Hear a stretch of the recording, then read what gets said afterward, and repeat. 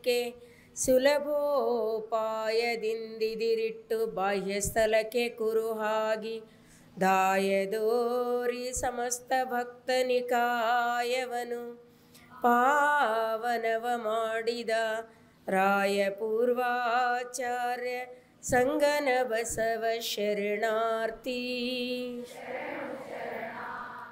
ನಮ್ಮ ಮೊದಲು ದೇವರೆಲ್ಲರಿಗೆ ಹಂಚಾಕ್ ಕುಂತಿದ್ದಂತ, ವಯಸ್ಸು ಹಂಚಾಕ್ ಕುಂತಿದ್ದ ಅಂತ ಆಯುಷ್ಯ. ಅವಾಗ ಹಂಚಿದ ಕೂಡಲೇ ಎಲ್ಲರಿಗೆ 40 ಕೊಟ್ಟಾಕದ. ಆಮೇಲೆ ನಾಯಿ ಅಂತಂತ ಕತ್ತೆ ಅಂತಂತ ಅಲ್ಲ, ಕತ್ತೆಗೆ 20-40 ವರ್ಷ, ನಾಯಿಗೆ 40 ವರ್ಷ, ಗೂಗಿ 40 ವರ್ಷ, ಮನುಷ್ಯ 40 ವರ್ಷ, ಹಿಂಗೆ ಕೊಟ್ಟ ಮೇಲೆ ಈ ಎಲ್ಲರೂ ಖುಷಿದ್ರೆ ಅಂತ ಕೇಳಿದ್ರೆ ಕತ್ತಿ ಅಂತಂತ ಇಲ್ಲ, ಹೆಂಗಿದ್ರು ಹೊತ್ತು ಸಾಕಾಗಿ ಎಷ್ಟು ದಿನ ಅಂತ ಬದುಕಲಿ ನಾನು, ಸಾಕು ನನಗೆ 20 ವರ್ಷ, ಇನ್ನೂ 20 ವರ್ಷ ಯಾರಿಗಾರ ಕೊಟ್ಟಾಕ್ರ. ಅವಾಗ ಯಾರು ತಗೋತೀರಿ ಅಂದ ಕೂಡಲೇ ಇವ ಇದ್ನಲ್ಲ ಕೈ ಎತ್ತಿಬಿಟ್ಟ, ಬಂತು. ಎಷ್ಟು ವರ್ಷ? 20 ವರ್ಷ. ಇವಂದು ಸ್ವಂತದ್ದು ಬಂತು, ಯಾರ್ದು? 20 ವರ್ಷ ಯಾವುದು. ಆಮೇಲೆ ನಾಯಿ ಅಂತಂತ ನನಗೇನು ಸ್ವಂತ ಮನೆ ಇಲ್ಲ, ಅವ್ರ ಮನೆ ಇವ್ರ ಮನೆ ಹಡೀಚಿ ಯಾಕೆ ಬದುಕಬೇಕು, ಅದಕ್ಕೆ ನನ್ನೊಂದು 20 ವರ್ಷ ಬೇರೆ ಯಾರಿಗಾರ ಕೊಟ್ಟಾಕ್ರ ಅಂದ್ರೆ ಮತ್ತೆ ಯಾರು ತಗೋತೀರಿ ಅನ್ನೋದ್ರೆ ಇವನೇ ಕೈ ಹತ್ತದ. ಅದು 20 ವರ್ಷ ಇವನಿಗೇನೆ. ಆಮೇಲೆ ಅಲ್ಲಿ ಗೂಗಿ ಕುಂತಿತ್ತು. ಅದು ಅಂತೂ ಕತ್ಲಾಗ ಜೀವನ ಅದ ನಂದು. ದೇವ್ರೇ, ನನಗೇನು ಬೆಳಕಿನಾಗ ಬದುಕಿಲ್ಲ, ಕತ್ತಲಾಗಿರ್ತೀನಿ, ಯಾಕೆ ನನಗೆ ಹಿಂಗೆ 40 ವರ್ಷ ಗಟ್ಟಲೆ ಯಾಕೆ ನನಗೊಂದು ನರಕ ಯಾತನೆ ಅದ, ಅದಕ್ಕೆ ನಂದೊಂದು 20 ವರ್ಷ ಯಾರಿಗಾರ ಕೊಟ್ಟಾಕು ಅಂದ್ರೆ ದೇವ್ರು ಕೇಳೇ ಇಲ್ಲ ಅಂತ ಇವನಿಗೆ ಕೊಟ್ಬಿಟ್ಟ. ಹೆಂಗಿದ್ರೆ ಅವನೇ ತೊಗೊಳ್ಳೋವನೇ. ಯಾವ ಪಶು ಪ್ರಾಣಿ ಪಕ್ಷಿಗಳು ದೇವ್ರು ಕೊಟ್ಟ ಆಯುಷ್ಯಕ್ಕಿಂತ ಹೆಚ್ಚಿಗೆ ಕೇಳಿಲ್ಲ. ಇವ ಇಷ್ಟು ಕೇಳ್ಯಾನಂದ್ರೆ ಇಷ್ಟೆಲ್ಲ ಕೊಟ್ಟ ಮೇಲೆ ಮತ್ತೆ ಹೋಗೋದೇನೋ ಅಳ್ತಾನೆ ಇರ್ತಾನೆ. ಇನ್ನೂ ಹೋಗಬಾರ್ದು ಅಂತ ಅಳು ಬರ್ತಿರ್ತದೆ. ಅದಕ್ಕೇನೆ 40 ವರ್ಷದಲ್ಲಿ ಏನೇ ಸಾಧನೆ, ಲೌಕಿಕ ಸಾಧನೆ ಆಗಲಿ ಅಥವಾ ಅಧ್ಯಾತ್ಮದ ಸಾಧನೆ ಆಗಲಿ, 40 ವರ್ಷದ ಒಳಗೇನೆ ಸಾಧನೆ ಆಗಿಬಿಡ್ತದೆ. ಆಮೇಲೆ ಏನದ? ದುಡಿತ ಯಾರ್ದದ? ಅದು ವಯಸ್ಸು ಯಾರ್ದ? ನೆನ್ಪಿಟ್ಕೊರೋದು ಯಾರ್ದದ? ನೀವೇನ್ರಪ್ಪ? ಅದ್ರದ್ದು ವಯಸ್ಸದ ಪಾಪ. ಮನೆಯಿಂದ ಅಲ್ಲಿಂದ ಇಲ್ಲಿಗೆ ಹೊತ್ತು ಒಂದಾದ್ಮೇಲೆ ಮಕ್ಕಳದ, ಮೊಮ್ಮಕ್ಕಳಾದ್ಮೇಲೆ ಅದರದ್ದು ಮಾಡಿ ಆಮೇಲೆ ಮಾಡೋದು ಮುಗೀತು. ಯಾವಾಗ? 60 ವರ್ಷಿಗೆ ಅಲ್ಲ, ಅವಾಗ ಮುಗೀತದ. ಮುಗಿದ ಕೂಡಲೇ ಹಿಂಗೆ ಕುಂತಿರ್ತದಲ್ವ ಮನ್ಯಾಗ. ಸುಮ್ಮನೆ ನಮ್ಮ ಕಾಲಕ್ಕೆ ಹಂಗಿದ್ದಿಲ್ಲ, ನಮ್ಮ ಕಾಲಕ್ಕೆ ಹಿಂಗಿದ್ದಿಲ್ಲ, ನಾವು ನಮ್ಮ ಅತ್ತೆ ಈಟ್ ಅನಿಸ್ತಿದ್ದೆವು, ನಮ್ಮ ಮಾವಿಗೆ ಈಟ್ ಅನಿಸ್ತಿದ್ದೆವು, ನಾವು ಹಿಂಗೆ ಮಾಡ್ತಿದ್ದೆವು, ನಾವು ಹಂಗೆ ಮಾಡ್ತೇವೆ, ನಾವು ಸಣ್ಣವರಿದ್ದಾಗ ಹಿಂಗಿದ್ದೆವು, ನಮ್ಮ ಮದುವೆ ಆದಾಗ ಹಿಂಗಿತ್ತು. ಆ ಸಣ್ಣ ಪರ್ಗಳು ಬಂದ್ರೆ ನಮ್ಮ ಅವ್ವಪ್ಪಗೆ ಈಟ್ ಅನಿಸ್ತಿದ್ದೆವು, ಅವಂತೂ ಅಜ್ಜಿ ಸುಮ್ಕೂಡು, ತಾತ ಸುಮ್ಕೂಡು. ಅವು ದೋಸ್ತರಿಗೆ ಕರ್ಕೊಂಡು ಬಂದಿರ್ತಾವ, ಇವ್ರದ್ದು ಅವ್ರು ಕೇಳಿ ಬಿಡ್ಲಿ ಹೇಳೋದೇ ಯಾರ್ದದು? ಒದ್ರದ ಮುಗೀತು. ನಾವು ಯಾರು ಕೇಳೋದೇ ಇಲ್ಲಲ್ಲ, ಯಾರೂ ಕೇಳೋದಿಲ್ಲ. ಅವ್ರು ಹಂಗೆ ಅಂತಿರ್ತಾರೆ. ನಿಮ್ಮ ಮನ್ಯಾಗ ಎಷ್ಟು ಸಲ ಅಂತಿರ್ತೀರ? ಅವ್ರು ಹಂಗೆ ಅಂತಿರ್ತಾರೆ. ಯಾರು ಕೇಳೋದಿಲ್ಲ. ಒದ್ರದ ಬೇಡ ಅನ್ನಂಗಿಲ್ಲ, ಓದೋದು ಕೇಳಿಸ್ಕೊಳ್ಳಂಗಿಲ್ಲ. ಆಮೇಲೆ ಸುಮ್ಮನೆ ಕೈಕಾಲು ನಡ್ಲಿಕ್ಕೆ ಬರಲ್ಲ. ಆಗಿನ ಗಾರ್ಡನ್ಕರ ಹೋಗ್ತಿದ್ದು, ಎಲ್ಲರೂ ಹೋಗ್ತಿದ್ದು. ಇನ್ನು 80 ವರ್ಷ ಕಟ್ಟಿ ಮೇಲೆ ಕುಂತಿ ಹಿಂಗ ಬಂದೋರು ಹೋದೋರು ಮಾತಾಡೋಕೆ ಬರಲ್ಲ, ಮಾತಾಡಿದ್ರೆ ತಿಳಿಯಲ್ಲ, ಯಾರಿಗೆ ಕೇಳಲ್ಲ, ಹೆಜ್ಜೆ ಇಡಕ್ಕೆ ಬರಲ್ಲ. ಆವಾಗ ಕೈ ಇಟ್ಕೊಂಡು ಹಿಂಗೆ ಪೀಳಿ ಯಾರ್ದದು? ಪಾಪ. ಅದಕ್ಕೆ ನಮ್ಮದು ಏನದಲ್ಲ, ಅದೇ ವಯಸ್ಸಿನಾಗ ಸಾಧಿಸೋದು ವಿಚಾರ ಮಾಡ್ಬೇಕು. ಅದೇ ವಯಸ್ಸಿನಾಗ ಅದಕ್ಕಾಗಿ ಹೇಳ್ತಾರೆ ಅವ್ರು, ನಮ್ಮ ವಯಸ್ಸದದು. ಅಕ್ಕನೂ ಕೂಡ ಅದೇ ಉದಯದಲ್ಲೆದ್ದು ನಾವು ತಿಳ್ಕೊಂಡು ಉಲ್ಟಾನೇ ಅಲ್ಲ. ನಾವು ಅಂತೀವಿ 40 ವರ್ಷ ಆದಮೇಲೆ ಚಿಂತನೆ ಮಾಡ್ಬೇಕಂತೀವಿ. ನಾವು ಅಧ್ಯಾತ್ಮದ ಏನಾರ ಮಾಡೋದ್ರೆ, ಪೂಜಾ ಪಾಠ ಏನಾರ ಮಾಡೋದಿದ್ರೆ ಇನ್ನೂ ಎಲ್ಲ ಆದಮೇಲೆ ಅಂತೀವಲ್ಲ. ಅದಕ್ಕೆ ಅಂತಹ ಜೀವನ ಅಲ್ಲ. 90ರ ಗೂಗಿ ಅಂತ ಹೇಳ್ತಾರೆ. ಅದಕ್ಕೇನೆ ಆಗ ಏನು ಮಾಡೋಕ್ಕೆ ಬರೋಂಗಿಲ್ಲ, ಬರೀ ಮರುಗೋದು ಅಷ್ಟೇ ಇರ್ತದೆ. ಮರುಗೋದು ಆಗಬಾರ್ದು ಅಂತ ಕೇಳಿದ್ರೆ ಜೀವನ ಸಾರ್ಥಕವಾಗಿ ಅರ್ಥಪೂರ್ಣವಾಗಿ ತಿಳ್ಕೊಂಡು ನಾವು ಬದುಕಬೇಕು. ಅದಕ್ಕೇನೆ ಯಾರೇ ಮಾಡಿದರೂ ಕೂಡ, ಅಲೆಕ್ಸಾಂಡರ್, ಸಾಕ್ರೆಟಿಸ್ ಹಿಡ್ಕೊಂಡು ಭೌತಿಕ ಸಾಧನೆ ಮಾಡಿದವರು, ಅಧ್ಯಾತ್ಮ ಸಾಧನೆ ಮಾಡಿದರು, ಅಷ್ಟರೊಳಗೇನೆ ಮಾಡಿದ್ದಾರೆ. ಅದಕ್ಕಾಗಿ ಎದ್ದು ಅಂತ ಹೇಳ್ತಾಳಕ್ಕ, ಉದಯದಲ್ಲಿ ಎದ್ದು ಎಚ್ಚರಾಗಿ ಮಾಡಬೇಕು. ಮದುವೆಗೆ ಒತ್ತಾಯಿಸ್ತಾ ಇದ್ದಾಗ ಆಗಲೇ ಅಕ್ಕ ಎಚ್ಚರ ಆಗಿಬಿಟ್ಟಿದ್ದಳು. ನಾವು ಬೇಹೋಶಿದೊಳಗೆ ಆಗ್ತದೆ ನಮ್ಮ ಮದುವೆ, ನಮ್ಮ ಮಕ್ಕಳು, ನಮ್ಮದೆಲ್ಲ. ಆದರೆ ಮಹಾದೇವಿ ತಾಯಿ ಎಚ್ಚರಾಗಿ ಬಿಟ್ಟಿದ್ದಳು. ಆವಾಗ ತಾಯಿಗೆ ಹೇಳ್ತಾಳೆ, ಇಲ್ಲ ತಾಯಿ ನನ್ನ ಮದುವೆ ಆಗ್ಯದ ಅಂತೇಳಿ. ಎಲ್ಲರೂ ಮಾತಾಡ್ತಾರೆ ಮಹಾದೇವಿ. ಗುರುಗಳ ಹತ್ರ ಹೋಗಿ ಕೇಳಿಸ್ಬಂದರು. ಗುರುಗಳು ಏನು ಹೇಳಬೇಕು? ಗುರುಗಳು ಮಹಾದೇವಿ ತಾಯಿ ಹೇಳ್ತಾಳೆ, ನಿಮ್ಮ ಮಾತು ಕೇಳ್ತಾರ ಗುರುಗಳೇ, ನಮ್ಮ ಮನೆಯಾಗ ಹೇಳ್ರಿ, ತಾಯಿಗೆ ಹೇಳ್ರಿ. ಆ ತಂದೆ ಅಂತೂ ಎಂದು ಮದುವೆಗೆ ಒತ್ತಾಯ ಮಾಡಲ್ಲ. ಓಂಕಾರ ಶೆಟ್ಟಿ ಭಾಳ ಜಾಣನಾಗಿರ್ತಕ್ಕಂಥ ತತ್ವಜ್ಞಾನಿ ಆಗಿರ್ತಕ್ಕಂಥ ಓಂಕಾರ ಶೆಟ್ಟಿ ಮಗಳ ಪಥದಲ್ಲಿ ಏರ್ತಾ ಇರೋದನ್ನು ಕಂಡು ಸಂತೋಷ ಪಡ್ತಾನೆ. ಆದರೆ ತಾಯಿ ಇತರರ ನಿಂದೆ ಕೇಳಿ ಕೇಳಿ ಕೇಳಿ ಹುಚ್ಚಿಡ್ದದೋ ಹಂಗೋ ಅಂತ ಹೇಳುವಾಗ ಮದುವೆ ಮಾಡಬೇಕು. ಪಕ್ಕದ ಊರಿನ ಶೆಟ್ಟರು ನೋಡಕ್ಕೆ ಬರ್ತಾರ, ಮಹಾದೇವಿ ನೀನು ಮದುವೆ ಕೂಡಬೇಕು ಅಂತ ಹೇಳಿದಾಗ ಮಹಾದೇವಿ ಹೇಳಿದಳು, ನನ್ನಲ್ಲಿ ನೋಡುವಂಥದ್ದು ಏನೂ ಇಲ್ಲ ತಾಯಿ, ಅದಕ್ಕಾಗಿ ನನ್ನ ಮದುವೆ ಈಗಲೇ ಆಗ್ಯದ, ನೀ ತಿಳ್ಕೊ ಅಂತ ಹೇಳಿದಳು. ಭಾಳ ಆಘಾತ ಆಯ್ತಕ್ಕೆ ಈಗ ಲಿಂಗಮ್ಮಗೆ ಇನ್ನೂ ಅರ್ಥನೇ ಆಗಲ್ಲಪ್ಪ. ಮದುವೆ ಆಗ್ಯದ ಅಂದ್ರೆ ಯಾರ ಜೊತೆ ಆಗ್ಯದ, ಎಲ್ಲಾಗ್ಯದ, ಹಂಗೋದಾರ ಎಷ್ಟೋ ಜನ ಮಕ್ಕಳು ನೀವು ನೋಡ್ರಿ ವಿಚಾರ ಮಾಡಿ. ಮೊನ್ನೆ ಒಬ್ರು ಹೇಳ್ತಿದ್ರು, ಹಾಸ್ಟೆಲ್ದಾಗ ಮಗಳಿಗೆ ಒಯ್ದಿಟ್ಟಾರ, MBBS ಓದ್ತಾ ಇದ್ದಾಳೆ, ಮತ್ತು MBBS ಮುಗಿದ ಮೇಲೆ ಹೌಸ್ಮನ್ಶಿಪ್ದೊಳಗೆ ಬಂದು ಮಗಳಿಗೆ ನೆಂಟಸ್ತಾನ ತರಬೇಕು ಅಂತ ಮನೆಗೆ ನೆಂಟಸ್ತಾನ ಇಂಥವ್ರು ಬರ್ತಾರೆ ಮಗ ನೋಡಕ್ಕೆ ಬರ್ತಾರ ಅಂದ್ರೆ ಆಕೆ ಹೇಳಿದಳು, ಸಾರಿ ಪಪ್ಪ ನನ್ನ ಮದುವೆ ಆಗೋಗ್ಯದ ಅಂತ. ಅವಾಗ ಅವನು ಅಪ್ಪಕ್ಕೆ ದಂಗಾಗೋದ್ರು, ನನ್ನ ಮನೆಗೆ ಇದ್ದ ಮಗಳು ಇಲ್ಲೇ ಹಾಸ್ಟೆಲ್ದಾಗ ಇದ್ದಾಗ ಆಕೆ ಮದುವೆನೂ ಆಗಿತ್ತು, 5 ವರ್ಷ ಕೆಳ ಮದುವೆನೂ ಆಗ್ಯದ, ಗಂಡನ ಮನೆಗೂ ಹೋಗ್ಯಾಳ, ಅವ್ರ ಮನೆ ರೇಷನ್ ಕಾರ್ಡ್ದಾಗೂ ಈಕಿನ ಹೆಸರದ, ಇಷ್ಟೆಲ್ಲ ಆಗ್ಯದ. ಆಡ್ದ ಅಪ್ಪಗೆ ಗೊತ್ತಿಲ್ಲಪ್ಪ, ತಂದೆ ತಾಯಿಗೆ ಗೊತ್ತಿಲ್ಲ, ಇಂಥ ಮಕ್ಕಳು ಅದಾರ. ಆದ್ರೆ ಇಲ್ಲಿ ಲಿಂಗಮ್ಮ ಅಂಥ ಒಂದು ಮಕ್ಕಳ ಬಗ್ಗೆನೂ ಸ್ವಲ್ಪ ಜಾಗೃತಿ ಇರಬೇಕು. ಭಾಳ ಶಾಣ್ಯರು ಅದಾರ ಅಂದ ಕೂಡಲೇ ನಾವು ಅವ್ರ ನಂಬರ್ ನೋಡ್ತೀವಿ ಹೊರತಾಗಿ ಅವ್ರ ರಹನ್ ಸಹನ್ ನೋಡೋದಿಲ್ಲ. ಚಲನ್ ವಲನ್ ನೋಡ್ಬೇಕು ಮಕ್ಕಳದ್ದು ಯಾವಾಗ್ಲೂ. ನಿಮಗೆ ಗೊತ್ತಾಗ್ತದೆ, ಸ್ವಲ್ಪ ಭಾಳ ನೋಡಬೇಕಾಗಿಲ್ಲ. ಮಕ್ಕಳು ಎಲ್ಲಿದ್ದರೂ ಕೂಡ ಅವರ ಇರುವಿಕೆ ಮೇಲೆ, ಅವರ ಮಾತಾಡುವಿಕೆ ಮೇಲೆ, ಅವರ ಉಡುವಿಕೆ ಮೇಲೆ, ಅವ್ರ ಮೇಲೆ ನೀವು ಸ್ವಲ್ಪ ಒಂದು ಕ್ಷಣ ನೀವು ನಜರ್ ಹಾಕಿದ್ರೆ ನಿಮ್ಮ ಮಕ್ಕಳು ಎಲ್ಲಿ ಹೆಜ್ಜೆ ಇಡ್ಲತ್ತಾರ ಅನ್ನೋದು ಗೊತ್ತಾಗ್ತದೆ. ಆದ್ರೆ ನಾವು ಪುರುಸೊತ್ತಿರಲ್ಲ, ಒಂದು ಓವರ್ ಕಾನ್ಫಿಡೆನ್ಸ್ ಅಂತೀವಲ್ಲ, ಅತಿಯಾದ ವಿಶ್ವಾಸ ನಮಗಿರ್ತದೆ. ಎಷ್ಟೇ ನಮ್ಮ ಮಕ್ಕಳು ಚಂದ ಅದಾರಂದ್ರೂ ಕೂಡ ಒಂದು ನಜರ್, ಒಂದು ದೃಷ್ಟಿ ಮಕ್ಕಳ ಕಡೆಗೆ ಇರಬೇಕು. ಸ್ವಲ್ಪ ಎಲ್ಲೋ ಅಂಕು ಡಂಕು ಹಾದಿ ಹಿಡಿದಂದ ಗಳಿಗೆನೆ ನಾವು ಅವರಿಗೆ ಮಿತ್ರರಂತೆ ತಿದ್ದಬೇಕು. ವಯಸ್ಸಿಗೆ ಬಂದ ಮಕ್ಕಳಿಗೆ ನಾವು ಅವ್ರ ಜೊತೆ ಸ್ವಲ್ಪ ಗೆಳೆಯರಂಗ ಗೆಳತಿಯರಂಗ, ತಾಯಿ ಅಂದರೆ ಸ್ನೇಹಿತೆ ಇದ್ದಂಗೆ, ತಂದೆ ಅಂದರೆ ಸ್ನೇಹಿತರಿದ್ದಂಗೆ ನಾವು ಒಂದು ವೇಳೆ ಮಕ್ಕಳು ವಯಸ್ಸಿಗೆ ಬಂದ ಮಕ್ಕಳ ಜೊತೆಗೆ ಇರ್ತಾ ಹೋದಿವಿ ಅಂತ ಕೇಳಿದ್ರೆ ಮಕ್ಕಳು ಸರಿಯಾದ ದಾರಿಯಲ್ಲಿ ಇರ್ತಾರೆ. ಮಕ್ಕಳಿಗೆ ಇಷ್ಟು ಫ್ರೀಡಮ್ ಕೊಡಬೇಕು. ನಾವು ಬರೀ ಭಯದಿಂದ ಬೆಳೆಸೋದಲ್ಲ, ಒಂದು ಹಂತಕ್ಕೆ ಬಂದ ಮೇಲೆ ಅವರು ತಮ್ಮ ಮನದ ಬಯಕೆಗಳನ್ನು ನಿಮ್ಮೊಂದಿಗೆ ಹಂಚ್ಕೊಳ್ಳಿಕ್ಕೆ ಅವಕಾಶ ಕೊಡಬೇಕು. ನಾವು ಬರೀ ಭಯದಿಂದ ಇದ್ರೆ ಇಂಥ ಅನಾಹುತಗಳಾಗಿ ಹೋಗ್ತವೆ. ಏನಂತಾರೋ ಹೆಂಗಾಗ್ತದೋ ಅಂತ ತಿಳ್ಕೊಂಡು ಮನಸ್ಸು ಹರಿದಿರ್ತದ ಹುಚ್ಚು ಹೊಳೆಯಾಗಿ. ಅಂಥ ಸಂದರ್ಭದಲ್ಲಿ ತಾಯಿ ತಂದೆಯ ಅನುಮತಿ ಸಿಗೋದಿಲ್ಲ ಅಂತ ಗೊತ್ತಾದಾಗ ಅವರು ತಪ್ಪು ದಾರಿ ತುಳಿಯುವ ಸಂಭವ ಇರ್ತದೆ. ಅದಕ್ಕಾಗಿ ಮಕ್ಕಳ ಜೊತೆ ಸ್ನೇಹಿತರಂತೆ ಸದಾಕಾಲ ವಿಷಯಗಳನ್ನು ಮಾತಾಡ್ತಾ ಇರಬೇಕು. ಅವರು ನಿಮ್ಮ ಎದುರಿಗೆ ತಮ್ಮ ಭಾವನೆಗಳನ್ನು ಹಂಚಿಕೊಳ್ಳಿಕ್ಕೆ ಅವಕಾಶ ಕೊಡುವ ವಾತಾವರಣ ನಿರ್ಮಾಣ ಮಾಡಬೇಕು ಮನೆಯಲ್ಲಿ. ಅದ್ರ ಹೊರತಾಗಿ ಮನೆಯಲ್ಲಿ ಆ ವಾತಾವರಣ ನಿರ್ಮಾಣ ಆಗದಿದ್ದರೆ ಮಕ್ಕಳು ಇಂಥ ಅನಾಹುತಗಳು ಮಾಡೋದು ಸಾಧ್ಯ ಆಗ್ತದೆ. ಆದರೆ ಮಹಾದೇವಿ ತಾಯಿ ನಿಜಕ್ಕೂ ಆಕೆ ವೈರಾಗ್ಯ ನಿಧಿ ಆಗಿರೋದ್ರಿಂದ ಹೇಳ್ತಾಳೆ, ಇಲ್ಲ ಮದುವೆ ನಂದಾಗಿದೆ ಅಮ್ಮ ಅಂತ ಹೇಳಿದ್ರೆ ಗಾಬರಿ ಆದ ಲಿಂಗಮ್ಮ ಕೇಳ್ತಾಳೆ, ಯಾರ್ದಮ್ಮ ಮದುವೆ, ಎಲ್ಲಾಯಿತು, ಯಾವ ಊರು ಮಗ, ಏನಾಯಿತು, ನನಗೆ ಗೊತ್ತಿತ್ತು, ಯಾಕೋ ನೀನು ಮಾತಾಡ್ತಾ ಇಲ್ಲ ಅಂದ್ರೆ ಹಿಂಗೇನಾರ ಆಗ್ತದೇನೋ ಅಂತ ಅನ್ನುವ ಸಂಶಯ ವ್ಯಕ್ತ ಮಾಡಿದಾಗ ಆಕೆ ಹೇಳ್ತಾಳೆ, ಕೇಳು, ನಿನಗೆ ಕೇಳುವ ಸಾಮರ್ಥ್ಯ ಇದ್ದರೆ ನನ್ನ ಗಂಡನ ನಿನ್ನ ಅಳಿಯನ ವರ್ಣನೆ ಕೇಳು ಅಂತೇಳಿ. ಆಕೆ ಹೇಳ್ತಾಳೆ, 2 ದಿನ ಆಯ್ತು ಹೇಳ್ತೀನಿ ಅಂತ ಹೇಳೇ ಇಲ್ಲ. ಹೇಳು, ಎಷ್ಟು ಚಂದಾಗಿ ಹೇಳ್ತಾಳೆ ಅಂದರೆ, ಸಾವಿಲ್ಲದ ಕೇಡಿಲ್ಲದ ರೂಹಿಲ್ಲದ ಚೆಲುವಂಗ ನೊಲಿದೆನವ್ವ. ಮೊದಲು ಪ್ರಾರಂಭ ಯಾವುದರಿಂದ ಮಾಡ್ಯಾಳ? ಅದು ಶುಭನೋ ಅಶುಭನೋ? ನಮ್ಮ ದೃಷ್ಟಿಯಲ್ಲಿ ಏನದ? ಅದು ಅಶುಭ. ಎಲ್ಲರ ಮದುವೆ ಮಂಟದ ಕುಂತು ಯಾರ ಸಾವು ಅಂತ ಬಾಯಲ್ಲ ಅಂದ್ರೆ ಪಟ್ ನೋಡ್ತಾರೆ, ಅಪ್ಪೇಸ ಸುಮ್. ಯಾಕಂದ್ರೆ ಯಾವುದ್ರ ಬಗ್ಗೆ ನಾವು ಮಾತಾಡೋ ನಮ್ಗೆ ಭಾಳ ಭಯ ಅದ, ನಮ್ಮ ಒಳಗೆ ಭಾಳ ಭಯ ತುಂಬ್ಕೊಂಡಿವಿ. ಸಾವು ಅನ್ಕೊಡಂಗಿಲ್ಲ ಯಾರಿಗೂ ಕೂಡ. ಇದೇನೋ ಶುಭ ಕಾರ್ಯದಾಗ ನಿಂತು ಸಾವಿನ ಮಾತಾಡ್ತಿ, ಅಷ್ಟು ಭಯಭೀತರಿದ್ದೀವಿ ಅದ್ರ ಬಗ್ಗೆದೊಳಗೆ. ಅದಕ್ಕೇನೆ ಇಲ್ಲಿ ನೋಡ್ರಿ ಅಕ್ಕ ಎಷ್ಟು ಚೆಂದಾಗಿ ತೊಗೊಂಡಾಳ. ಮೊದಲನೇ ಶಬ್ದನೇ ತೊಗೊಂಡಾಳಕ್ಕೆ ಏನಂತ? ಸಾವಿಲ್ಲದ. ಹುಟ್ಟಿಲ್ಲದ ಅನ್ಬೋದಾಗಿತ್ತಲ್ಲ, ಹಂಗೆ ಅಂದಿಲ್ಲಕ್ಕೆ, ಹುಟ್ಟಿಲ್ಲದ ಅನ್ಲಿಲ್ಲ, ಸಾವಿಲ್ಲದನೇ ಅಂತಾಳಕ್ಕೆ. ಯಾಕಂದರೆ ಸಾವು ಮನುಷ್ಯನ ಜೀವನದಲ್ಲಿ ಏನದ ಅಂತ ಕೇಳಿದ್ರೆ ಅದು ಅತ್ಯಂತ ಭಯ ಹುಟ್ಟಿಸ್ತಕ್ಕಂಥದ್ದದ.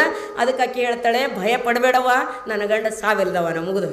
ಹುಟ್ಟಿಲ್ಲ ಅಂದ್ರೆ ಇನ್ನು ಹುಟ್ಟವನ ಏನೋ ಅನ್ಬೋದಾಗಿತ್ತು. ಸಾವಿಲ್ಲ ಅಂದ್ರೆ, ಸಾವಿಲ್ಲ ಅಂದ್ರೆ ಏನು ಅರ್ಥ ಕೊಡ್ತದಂದ್ರೆ ಅವನನ್ನು ಶಾಶ್ವತವಾದವದನ, ಭಯನೇ ಇಲ್ಲ. ಎಲ್ಲರಿಗೆ ಅದ್ರ ಬಗ್ಗೆ ಭಯ ಆದ್ರೆ ನಮ್ಗೆ ಪ್ರತಿಯೊಬ್ಬರಿಗೂ ಭಯ ಅದ. ನಮ್ಗೆ ಹೊರಗೆ ಹೋದವ್ರು ಒಳಗೆ ಬರ್ತಾರೋ ಇಲ್ಲೋ ಅಂತ ಪ್ರತಿದಿನ ಜೀವ ಕೈಯಾಗಿ ಹಿಡ್ಕೊಂಡಿರ್ತೀವಿ. ಊರಿಗೆ ಹೋದವ್ರು ಸುರಕ್ಷಿತವಾಗಿ ಬರ್ತಾರಲ್ಲ, ಹೇಳದೇ ಇರಲಿ, ಅದ್ರ ಮನಸ್ಸಿನೊಳಗ್ರ ಇರ್ತದಲ್ಲ. ಬರ್ತೆ ಅಂದಿನ ಬರಲಿಲ್ಲ, ಮಾಡ್ತೆ ಅಂದಿನ ಫೋನ್ ಮಾಡಲಿಲ್ಲ, ಮುಂಜಾನೆ ಮಾಡಿ ಸಂಜೆಗೆ ಮಾಡಲಿಲ್ಲ, ಎಷ್ಟು ಭಯಭೀತರಿದ್ದೀವಿ ನಾವು. ಇದು ಎಷ್ಟು ಕಳೆದು ಹೋಗ್ತದೋ ಅನ್ನುವ ಭಯದೊಳಗಿದ್ದೀವಲ್ಲ, ಭಯದ ಜೀವನ ಎಂದು ವಿಕಾಸದ ಜೀವನ ಆಗೋದಿಲ್ಲ. ಭಯದ ಜೀವನದಲ್ಲಿ ಎಂದು ಪುಷ್ಪ ಅರಳೋದಿಲ್ಲ, ಅದು ಅಗ್ನಿಯ ಜೀವನ ಆಗ್ತದೆ. ಅದಕ್ಕಾಗಿ ಈ ಭಯ ಹೋಗ್ಬೇಕು. ಮೊಟ್ಟ ಮೊದಲು ಯಾವ ಭಯ ಹೋಗ್ಬೇಕು ಜೀವನದಲ್ಲಿ ನಮಗಂದ್ರೆ ಮೃತ್ಯುವಿನ ಭಯ ಹೋಗಬೇಕು. ಅದೇ ಮಾಡಿದ್ರು ಶರಣರು. ಅದಕ್ಕೇನು ಹೇಳಿದ್ರು ಅವರು, ಮರಣವೇ ಮಹಾನವಮಿ. ಮೃತ್ಯು ಹಬ್ಬದಂತೆ ಸ್ವೀಕಾರ ಮಾಡಕ್ಕೆ ಎಂದು ಕಲ್ತೀವಿ ಅಂದು ಮುಕ್ತರಾದೀವಿ. ಮೃತ್ಯುವನ್ನು ಎದುರಿಸಕ್ಕೆ ಕಲ್ತವ್ರು ಮುಕ್ತರೆ, ಮತ್ತೇನು ಭಾಳ ಸಾಧನೆ ಮಾಡಬೇಕಾಗಿಲ್ಲ. ಅದಕ್ಕೆ ಅಕ್ಕ ಎಷ್ಟು ಚಂದ ಮೊದಲನೇ ಶಬ್ದ ತಗೋತಾಳೆ. ನಾನು ಮೊದಲಿಂದ ವಿಚಾರ ಮಾಡ್ತಾ ಇದ್ದೀನಿ, ಮತ್ತೇನಾದ್ರು ಶಬ್ದ ಹೇಳ್ಬೋದಾಗಿತ್ತಲ್ಲ. ಆಕಿ ಸಾವಿಲ್ಲದ ಅಂತ ಹೇಳುವುದಲ್ಲಿ ನಿರ್ಭಯತೆ ತಂದು ಕೊಡ್ಲತ್ತಾಳೆ ಅವ್ರ ತಾಯಿ. ಸಾವಿಲ್ಲದ ಗಂಡವ, ನೀ ಎಂಥ ನೆಂಟಸ್ತಾನ ನೋಡಿದ್ರು ಕೂಡ ಏನದ, ಒಂದು ದಿವಸ ಅವರ ಹೋಗ್ತಾನೆ, ನಾರ ಹೋಗ್ತೀನಿ. ಅದಕ್ಕೆ ನಾನು ಇಂಥ ಗಂಡಗೆ ಆರಿಸ್ಕೊಂಡೀನಿ, ಸಾವಿಲ್ಲದ ಗಂಡ.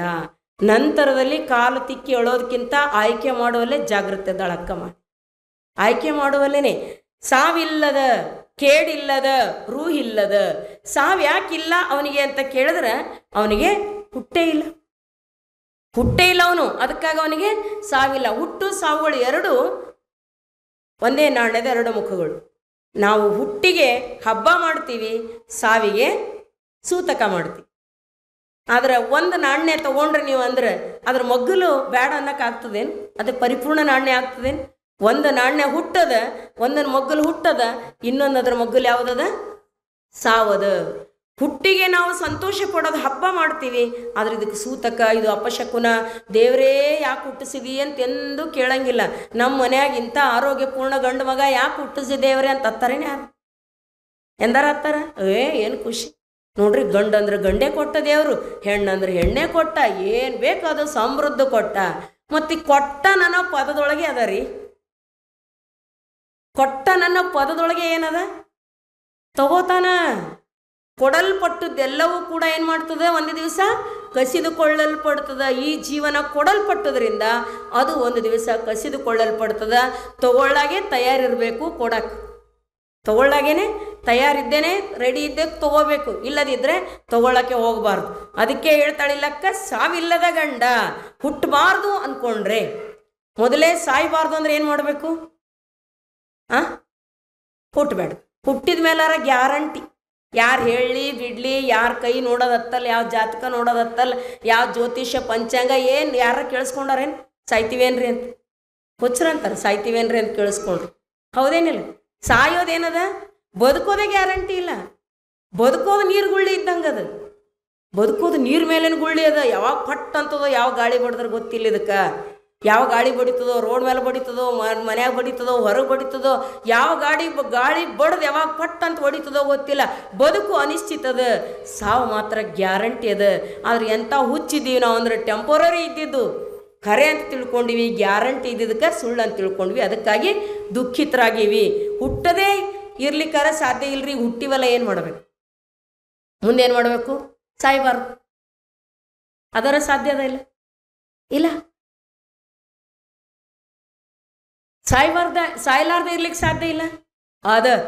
ಅದು ನಮಗೆ ಭಾಳ ಚೆಂದಾಗಿ ಗುರು ಬಸವಣ್ಣನವರು ಆಶ್ವಾಸನೆ ಕೊಡ್ತಾರೆ. ನೀವು ಸಾಯುವವರಲ್ಲ, ಎಮ್ಮವರಿಗೆ ಸಾವಿಲ್ಲ, ಎಮ್ಮವರು ಸಾವನರಿಯರು. ಎಮ್ಮವ್ರಾಗಬೇಕು ಅಟ್ಟನೆ. ನಾವು ಎಮ್ಮವ್ರಾಗಂಗಿಲ್ಲ, ಅವರವ್ರಾಗಂಗಿಲ್ಲ, ಗುರುವಿನವ್ರಾಗಂಗಿಲ್ಲ, ದೇವನವ್ರಾಗಂಗಿಲ್ಲ. ಯಾರವ್ರಾಗ್ತೀವಿ? ಸಾಯೋರ ಪೈಕಿ ಇದ್ದೀವಿ ನಾವು. ಸಾಯೋರ ಪೈಕಿ ಇರೋದ್ರಿಂದ ಸಾಯೋದು ಗ್ಯಾರಂಟಿ ಅದ. ಸಾಯಬಾರ್ದು ಅಂದರೆ ಸಾಯದೆ ಇರುವವ್ರ ಜೊತೆಗಿರ್ಬೇಕಲ್ಲ. ಅದಕ್ಕೆ ಬಸವಣ್ಣವ್ರು ಎಷ್ಟು ಚಂದ ಶಬ್ದ ಹೇಳ್ಯಾರಂದ್ರೆ, ಎಮ್ಮವರಿಗೆ ಅನ್ನುವ ಶಬ್ದ ಅದಲ್ಲ, ಅದು ಬಹಳ ಅರ್ಥಪೂರ್ಣ ಶಬ್ದ ಅದ. ಎಮ್ಮವರಿಗೆ ನಾವು ಅವರವರಾಗಬೇಕು. ಗುರುವಿನ ಮಕ್ಕಳು ನಾವಾಗಬೇಕು, ದೇವನ ಮಕ್ಕಳು ನಾವಾಗಬೇಕು. ಸಾವನ್ನು ಗೆಲ್ಲಿಸ್ತಕ್ಕಂತಹ ಸಾಮರ್ಥ್ಯ ಉಳ್ಳವರ ಕೈ ನಾವು ಹಿಡಿಬೇಕು. ಆವಾಗ ಸಾವು ತಪ್ಪಿಸ್ಕೊಳ್ಳಿ ಸಾಧ್ಯ ಅದ. ಸಾವೆಂಬುದು ಸಾಯವಲ್ಲ. ಎಷ್ಟು ಚೆಂದಾಗಿ ಸ್ಪಷ್ಟವಾಗಿ ಹೇಳ್ತಾರೆ ಅವರು. ಸಾವು ನಿನ್ನ ಸ್ವರೂಪ ಅಲ್ಲ. ಹೆದರಿ ಹೆದರಿ ಹೆದರಿ ಸಾಯಬೇಡ. ನೀನು ನಿನ್ನ ಸ್ವರೂಪನೇ ಸಾವಲ್ಲ. ನೀನು ಸಾಯುವ ಪೈಕಿ ಅಲ್ಲೇ ಅಲ್ಲ. ನೀನು ಸದಾಕಾಲ ಇರುವಂಥ ವಿದ್ಯೆ ನೀನು. ಎಮ್ಮವರಿಗೆ ಸಾವಿಲ್ಲ, ಎಮ್ಮವರು ಸಾವನರಿಯರು. ಸಾವೆಂಬುದು ಸಾಯವಲ್ಲ ಅಂದರೆ ಸ್ವರೂಪ ಅಲ್ಲ, ಅದು ನಿನ್ನ ಸ್ವಭಾವ ಅಲ್ಲ ಸಾಯುವುದು. ಲಿಂಗದಲ್ಲಿ ಉದಯವಾದ ನಿಜಕ್ಕೆಂಗೆ ಆ ಲಿಂಗದಲ್ಲಿ ಅಲ್ಲದೆ ಬೇರೆ ಮತ್ತೊಂದೆಡೆ ಇಲ್ಲ. ಬಂದಿದ್ದು ಎಲ್ಲಿಂದ ಬಂದೀವಿ? ಲಿಂಗದಲ್ಲಿಯೇ, ಲಿಂಗದಿಂದನೇ ಬಂದೀವಿ. ಇರೋದು ಎಲ್ಲಿ ಬದುಕ್ತಾ ಇದ್ದೀವಿ? ಇದು ಕೂಡ ಲಿಂಗನೇ. ಅದು ಬಯಲದ ಇಲ್ಲಿನು. ಬಯಲಿನಿಂದ ಬಂದೀವಿ, ಬಯಲಿನಲ್ಲಿ ಬದುಕ್ತಾ ಇದ್ದೀವಿ, ಕೊನೆಗೊಮ್ಮೆ ಬಯಲಾಗಿನೇ ಹೋಗ್ತೀವಿ. ಆದರೆ ಅದು ನಮ್ಮ ಸ್ವರೂಪ ಅಲ್ಲ ಅನ್ನುವ ಅರಿವು ನಮಗಿಲ್ಲ. ಅದಕ್ಕಾಗಿ ದುಃಖಿ ಆಗ್ತಾ ಇದ್ದೀವಿ. ತೋರಿ ಕೆಡುವ ದೇಹ, ತೋರಿ ಕೆಡುವ ದೇಹ ನಾನೆಂದು ನಂಬದಿರಾ ಮನವೇ. ಹಿಂಗೆ ದಿನಾ ಬುದ್ಧಿ ಹೇಳ್ಬೇಕು. ತೋರಿ ಕೆಡುವ ದೇಹ ಇದು ಕಾಣಿಸ್ತದ ಹುಟ್ಟಿದಾಗ, ಮತ್ತು ಹೋದಾಗ ಇಲ್ಲವಾಗ್ತದ. ಇದೇ ನಾನಂತ ತಿಳ್ಕೊಬೇಡ. ತೋರುವ ಅರಿವು ನಾನೆಂದು ನಂಬುಕಂಡೆಯಾ ಮನವೇ. ಇದ್ರೊಳಗೆ ಏನು ಅದಲ್ಲ ಅರಿವು. ನೋಡ್ರಿ, ನಾವು ಸಣ್ಣವರಿದ್ದಾಗೂ ನಾವೇನಿದ್ದೀವಿ ಅಂತ ನಮಗೆ ಗೊತ್ತದ. ವಯಸ್ಸಿನಾಗೂ ನಾವೇನೇನು ಮಾಡೀವಿ ಅಂತ ಗೊತ್ತದ. ಮುದುಕರಾದ್ಮೇಲೂ ನಾವು ಏನೇನು ಮಾಡೀವಿ ಅಂತ ಗೊತ್ತದ. ಅದು ದೇಹದಕ್ಕಿಂತಲೂ ಹೆಚ್ಚಾಗಿ ಒಳಗೊಂದು ಅರಿವದಲ್ಲ. ಅದಕ್ಕೆಲ್ಲ ಅರಿವದು. ಅದಕ್ಕೆ ಅವ್ರು ಹೇಳ್ತಾರೆ, ಮೂರೂ ಕಾಲದಲ್ಲಿ ಇರ್ತಕ್ಕಂಥದ್ದು ಅರಿವದ ದೇಹ ಅದ. ಅದು ಹುಟ್ಟೋದಕ್ಕಿಂತ ಮೊದಲಿದ್ದಿಲ್ಲ, ಸತ್ತ ಮೇಲೂ ಇರಂಗಿಲ್ಲ. ಆದ್ರೆ ನೀ ಮಾತ್ರ ಹುಟ್ಟೋದಕ್ಕಿಂತ ಮೊದಲನೇ ಇದ್ದಿ ಲಿಂಗದಲ್ಲಿ, ಹುಟ್ಟಿದ ನಂತರನೂ ಲಿಂಗದಲ್ಲಿದ್ದಿ. ಅದಕ್ಕಾಗಿ ತೋರಿ ಓದೋದು ನಿರುಪಾಧಿಕ ಕಪಿಲ ಸಿದ್ಧ ಮಲ್ಲಿಕಾರ್ಜುನ ಕಂಡೆಯಾ ಮನವೇ. ಅದಕ್ಕಾಗಿ ನಾವು ದಿನನಿತ್ಯ ಮನಸ್ಸಿಗೆ ಹೇಳ್ಕೋಬೇಕು, ಇದೆಲ್ಲ ಏನದಲ್ಲ, ಇದು ನಾ ಅಲ್ಲ. ತೋರೋದು ಇದೇನದ, ಇದು ಯಾವುದು ನಾನಲ್ಲ ಅಂತಕ್ಕಂಥ ಭಾವ ಸದಾಕಾಲ ಜಾಗೃತೆಯಾಗಿ ಇಟ್ಕೋಬೇಕು. ಸಾಯಬಾರ್ದಂದ್ರೆ ಒಂದೇ ಉಪಾಯ, ನಾವು ಸಾಯುವವರಲ್ಲ. ಯಾರು ಸಾಯೋರದಾರ? ಹೆಂಗೆ ಕುಂತೀರಂದ್ರೆ ಏನು ಹೇಳ್ಬೇಕು ತಿಳಲ್ಲ ಅದ್ರ ಅಲ್ಲ. ಈಗೇನು ಹ್ಞೂ ಅನ್ಬೇಕಾ ಇಲ್ಲ ಅನ್ಬೇಕಾ? ಹ್ಞೂ ಅಂತೀವಿ, ನಮ್ಮ ಅಕ್ಕ ಪಕ್ಕ ಎಲ್ಲರೂ ಸಾಯ್ಲತ್ತಾರೆ, ನಾವೇ ಇರ್ತೀವಿ ಅನ್ಬೇಕಾ? ಆ ಧೈರ್ಯ ನಮಗಿಲ್ಲ, ಹೌದಿಲ್ಲ? ಅದಕ್ಕೆ ಒಂದು ಇಟ್ಕೊಂಡು ಬರ್ಬೇಕು. ಮಾರ್ಜಿನ್ ಕೊಟ್ಟಾರ ಭಾಳ ಚಂದಾಗವ್ರು. ಸಾಯುವುದು ದೇಹ ಅದ. ಸಾಯೋದು ಯಾವುದದ? ದೇಹ ಅದ, ಜೀವನೂ ಅಲ್ಲ. ಇನ್ನು ಆತ್ಮರ ಭಾಳ ದೂರ. ಜೀವನೂ ಸಾಯೋದಿಲ್ಲ. ಗಂಗಮ್ಮಕ್ಕೆ ಸತ್ತಾಳ, ಸಂಗಮಕ್ಕೆ ಸತ್ತಾಳ ಅಂದರೆ ಏನಂತೀರಿ? ಯಾವಾಗ ಎತ್ತಾರ ಅಂತೀರಿ, ಹೌದಿಲ್ಲ? ಆಮೇಲೆ ಜೀವ ಯಾವಾಗ ಹೋಯ್ತು ಅಂತೀರಿ, ಜೀವ ಹೋಯ್ತು ಅಂತೀರಿ. ಜೀವ ಯಾವಾಗ ಸತ್ತಂತ ಅಂದಿರೇನೆ ಯಾರು? ಎಂಥ ಬುದ್ಧಿಗೇಡಿ ಹಳ್ಳಿ ಮೂರ್ಖನ ಅಂದ್ರೂ ಎಂದೆಂದು ಅನ್ನಂಗಿಲ್ಲ. ಜೀವ ಸತ್ತದಂತಾರೇನೆ ಯಾರು? ಸಣ್ಣ ಮಕ್ಕಳು ಅನ್ನಂಗಿಲ್ರಿ. ಎಷ್ಟು ಮಾತಾಡ್ತಾ ಆಡ್ತಾ ಆಡ್ತಾ ತತ್ವಜ್ಞಾನನೇ ಮಾತಾಡ್ತೀವಿ ನಾವು. ಆಡು ಮಾತಿನಲ್ಲೇ ತತ್ವಜ್ಞಾನನೇ ಅದ. ಜೀವ ಹೋಯ್ತು, ಈ ಹೆಸರಿನಕ್ಕೆ ಏನಿದ್ದಳಲ್ಲ, ಈ ಹೆಸರು ನಾವು ಏನಿದ್ದನಲ್ಲ ಪುಣ್ಯಾತ್ಮವ ಸತ್ತ ಅಂದ್ರೆ ಆ ಹೆಸರು ಇವತ್ತ ಇನ್ನಿಂದ ಇಲ್ಲ. ಏನದು ಅದು ಹೆಸರು ಯಾರಿಗಿಟ್ಟಿತ್ತು? ಯಾರಿಗಿಟ್ಟಿತ್ತು? ದೇಹಕ್ಕಿಟ್ಟಿತ್ತು. ಅದಕ್ಕೆ ದೇಹ ಎಂದು ಮಣ್ಣಾಗಿ ಹೋಯ್ತೋ ಅವತ್ತ ಹೆಸರು ಮಣ್ಣಲ್ಲಿ ಮಣ್ಣಾಗಿ ಹೋಯಿತು. ಅದಕ್ಕಾಗಿ ಸಾಯುವವರು ನಾವಲ್ಲ, ನಾವು ಪ್ರಯಾಣ ಮಾಡೋರಿದ್ದೀವಿ. ನಾವು ಮುಂದೆ ಪ್ರಯಾಣ ಅದ ನಮ್ಮದು. ಅದಕ್ಕೆ ಯಾರು ಹೋಗ್ಯಾರ ಅಂತ ತಿಳ್ಕೊಬಾರ್ದು. ಈ ಜಗತ್ತಿನಿಂದ ಯಾರು ಒಂದು ಸಮಾಧಾನದ ಮಾತಂದರೆ, ಈ ಜಗತ್ತಿನಿಂದ ಭೌತಶಾಸ್ತ್ರ ಕೂಡ ಅದೇ ಹೇಳ್ತದೆ, ಒಮ್ಮೆ ಈ ಸೃಷ್ಟಿಯಲ್ಲಿ ಏನು ನಿರ್ಮಾಣ ಆಗ್ಯದ ಅದು ಎಂದೂ ಕೂಡ ಈ ಜಗತ್ತು ಬಿಟ್ಟು ಹೋಗೋದಿಲ್ಲ. ಏನಾಗ್ತದೆ? ಹೋಗ್ಯಾರಲ್ರಿ, ಹೋದವರೆಲ್ಲ ಅಂದ್ರೆ ರೂಪಾಂತರ ಆಗ್ತದೆ ಅಷ್ಟೇ. ರೂಪದಲ್ಲಿ ಬದಲಾವಣೆ ಅದು. ನೀವು ಅದೇ ರೂಪದಲ್ಲಿ ಪಡಿಲಿಕ್ಕೆ ಸಾಧ್ಯ ಆಗೋದಿಲ್ಲ, ಅದರ ರೂಪಾಂತರ ಆಗ್ತದೆ. ಯಾವುದೇ ವಸ್ತು ಇದು ಮೈಕದ, ಇದು ತೆಗೆದು ಕೊಟ್ಟು ಪುಡಿ ಮಾಡ್ರಿ ಮತ್ತೊಂದು ಆಗ್ತದೆ, ಮತ್ತು ಅದರಿಂದ ತಯಾರು ಮಾಡ್ರಿ ಮತ್ತೊಂದು ಆಗ್ತದೆ. ಈ ಜಗತ್ತಿನಲ್ಲಿ ಒಮ್ಮೆ ಹುಟ್ಟಿದ ವಸ್ತುವಿಗೆ ನಾಶ ಅನ್ನೋದಿಲ್ಲ, ಪೂರ್ಣವಾದ ನಾಶ ಇಲ್ಲ, ರೂಪಾಂತರ ಮಾತ್ರ ಜಗತ್ತಿನಲ್ಲದ. ಅದಕ್ಕಾಗಿ ಹೋದವರು ಎಂದೂ ಹೋಗೋದಿಲ್ಲ, ಅವರು ಮತ್ತೆ ಈ ಜಗತ್ತಿನಲ್ಲಿ ರೂಪಾಂತರ ಹೊಂದೇ ಇರ್ತಾರ ಅಂತಕ್ಕಂಥ ಮಾತು. ಅದಕ್ಕೆ ನಾವು ಎಂದೂ ಕೂಡ ಭಾಳ ನಿರಾಶಾಗಿ ಹೋದ್ರು ರೂಪ ಬಯಸ್ತಾ ಇರ್ತೀವಲ್ಲ, ಅದಕ್ಕಾಗಿ ಭಾಳ ದುಃಖಿಗಳಾಗ್ತೇವೆ ನಾವು. ಚೈತನ್ಯ ನೋಡಿದ್ರೆ ಅಜಗಣ್ಣನಿಗೆ ಮುಕ್ತಾಯಕ್ಕನಿಗೆ ಪ್ರಭುದೇವರು ಹೇಳಿಲ್ಲ, ಹೋಗ್ಯಾನಂದ್ರೆ ಏನು ಹೋಗ್ಯದ? ದೇಹ ಹೋಗ್ಯದ, ಬೇಕಾದ್ರೆ ತಗೋ, ಅಲ್ಲೇ ಅದ, ಅದಕ್ಕೇನು ಮಾಡ್ತೀವಿ ತಗೊಂಡು. ಚೈತನ್ಯ ಅದು ಎಲ್ಲರಲ್ಲಿ ನನ್ನಲ್ಲಿ ನಿನ್ನಲ್ಲಿ ತುಂಬ್ಯದ. ಈ ಭಾವದಿಂದ ನಾವು ಇರಬೇಕು. ಅದಕ್ಕೆ ಪ್ರತಿದಿನನೂ ಹೇಳ್ಕೋಬೇಕು, ನಾವು ಸಾಯುವವರಲ್ಲ, ಸಾಯುವುದು ದೇಹ ಮಾತ್ರ ಅದ. ನಾವು ಚೈತನ್ಯ ಸ್ವರೂಪರಿದ್ದೀವಿ, ನಾವು ಸದಾಕಾಲ ಇರುವವರಿದ್ದೀವಿ, ಪರಮಾತ್ಮನ ಸ್ವರೂಪರಿದ್ದೀವಿ. ಇಷ್ಟು ಅನ್ಕೊಂಡ್ರು ಸಾಕು, ಎಷ್ಟೋ ಭಯ ಹೋಗ್ತದೆ. ನಾವು ಇದ್ರಾಗ ಬಂದೀವಿ, ಇದು ಬಿಡಕ್ಕೆ ತಯಾರಿಲ್ಲ. ಇದು ಹಂಗೆ ಅದ, ಜೀವನಾನೇ ಹಂಗೆ ಅದ. ಇದು ಈ ಹರಿ 10 ಜನ್ಮದಲ್ಲಿ ಬಂದ ಅಂತ ಹೇಳ್ತಾರಲ್ಲ, ದಶಾವತಾರಗಳು ಒಪ್ತಾರ ನೋಡ್ರಿ. ಅದ್ರಾಗ ಒಂದು ಹಂದಿ ಜನ್ಮನೂ ಅದ, ಒಂದು ವರಾಹ ಅವತಾರ ಅದ ನೋಡ್ರಿ. ಆ ವರಾಹ ಅವತಾರದಾಗ ಬಂದಾಗ ಅವನಿಗೆ ಅದ್ರ ಬಿಡಿಸ್ಕೊಂಡು ಹೋಗ್ಬೇಕಂದ್ರೆ ಭಾಳ ಕಷ್ಟ ಆಯ್ತಂತ. ಅದು ವರಾಹ ಅವತಾರದಾಗ ಬಂದ ಹೇಳ್ದ, ಇಂಥ ಕಡೆ ಇರ್ತೀನಿ, ಇಂಥ ಗೌಡ್ರು ಹಿತ್ತಲ್ದಾಗ ಇರ್ತೀನಿ, ನೀ ಬಂದು ನನಗೆ ಬಾಣ ಹೊಡೆದು ಕರ್ಕೊಂಡು ಹೋಗಂತ ಹೇಳಿದ್ದ ಶಿಷ್ಯಾಗ. ಪಾಪ ಅವ ಬಂದು ಬಾಣ ಹೊಡಿಬೇಕಂತನೋ, ಅದು ಈಸವ ಆ ಕಡೆ ಬಾರವ ಈ ಕಡೆ ಆರವ ಮಕ್ಕಳು ತುಂಬ್ಕೊಂಡು ಕುಂತದ. ಏನು ಕೊಚ್ಚೆ, ಸಮೃದ್ಧ ಹೊಲಸು ಎಲ್ಲ ತುಂಬದದ್ರೊಳಗೆ. ಇದಕ್ಕೆ ಏಟು ಹೊಡಿಬೇಕಂತನ ತಪ್ಪಿಸ್ಕೋಬೇಕಂತದ ಹಂದಿ. ಅವಾಗ ಅವ ಅಂದ ಕೊನೆಗೆ ಅಂತರ್ಚಕ್ಷು ಒಳಗೆ ಮನ ಪ್ರವೇಶ ಮಾಡಿ ಹೇಳ್ತಾನ, ಹೇ ದೇವ, ನೀನು 3 ಜಗವನ್ನಾಳುವ ದೇವ ಇದ್ದಿ, ಹಂದಿ ಜನ್ಮದೊಳಗೆ ಬಂದು ಸಿಕ್ಕಿಬಿದ್ದಿದಿ, ಆದ್ರೆ ನನಗೆ ಹೊಡಿ ಅಂತ ಹೇಳಿದಿ, ನನಗೆ ಈಗ ಭಯ ಆಗಲತ್ತದ, ನಿನಗೆ ಹೊಡೆದ್ರೆ ಪಾಪ ಬರ್ತದೇನೋ, ನೀ ಇನ್ನ ಅದರೊಳಗೆ ತಪ್ಪಿಸ್ಕೊಂಡು ಅದೇ ಕೊಚ್ಚಿ ಒಳಗೆ ಹೊರಳಾಡ್ತಾ ಇದ್ದೀಯಲ್ಲ ಅಂತ ಕೇಳಿದ್ರೆ, ಅವಾಗ ಹಂದಿ ಹೇಳ್ತಂತ, ಭಾಳ ಮಜಾ ಅದವ್ರ ಇಲ್ಲಿ ಅಂತ, ಭಾಳ ಮಜಾ ಅದ ಇಲ್ಲಿ, ಅದು ಅಂಥ ಇವರಿಗೆ ಬರೋಕ್ಕಾಗಿಲ್ಲ, ನಮ್ಗೆ ನಿಮ್ಗಾರ ಹೆಂಗಾಗ್ತದೆ. ಆದರೂ ಕೂಡ ಒಂದು ಅರಿವು ಒಳಗಿತ್ತು ಅಂತ ಕೇಳಿದ್ರೆ ಆ ಅರಿವಿನಿಂದ ಏನೆಲ್ಲ ಸಾಧನೆ ಮಾಡ್ಬೋದು ಮನುಷ್ಯ. ಇದು ಬಹಳ ಸಿಹಿ ಅದ. ಆಹಾ, ನಾನು ನೀನೆಂಬುದು ನನ್ನದೆಂಬುದು ಇದು ಎಂತಹ ಸಿಹಿ ಮಾತಿನ ಸುಳ್ಳು ಅಂತ ಹೇಳ್ತಾರೆ ಕುವೆಂಪು. ಇದು ಸಿಹಿ ಅದ ಭಾಳ, ಅದರ ಜೊತೆಗೆ ಸುಳ್ಳುನು ಕೂಡ ಅದ.